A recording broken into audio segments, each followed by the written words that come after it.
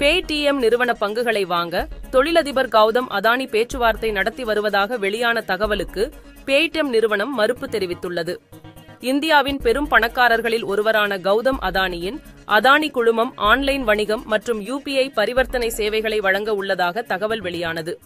Paytm செயலி நிறுவனமான 97 communications நிறுவனத்தின் பங்குகளை வாங்க தொழிலதிபர் கௌதம் அதானி நிர்வாக இயக்குநர் விஜய் சேகர் சர்மாவை சந்தித்து பேச்சுவார்த்தை நடத்தியதாக இணையத்தில் செய்தி பரவியது.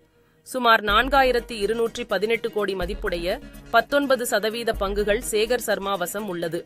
ரிசர்வ் வங்கியின் கட்டுப்பாடுகளால் கடுமையான நிதி நெருக்கடியில் பேடிஎம் சிக்கியுள்ளதை சாதகமாக பயன்படுத்தி இந்தியாவில் பேடிஎம் உருவாக்கி வைத்துள்ள வலுவான கட்டமைப்பை கைப்பற்ற அதானி குழுமம் கருதுவதாக பங்குச்சந்தை சார்ந்த இணையதளங்களும் விமர்சனங்களை முன்வைத்தன. இந்த நிலையில் பங்கு விற்பனை தொடர்பாக அதானியிடம் எந்த பேச்சுவார்த்தையிலும் ஈடுபடவில்லை என பேடிஎம் நிறுவனம் விளக்கமளித்துள்ளது.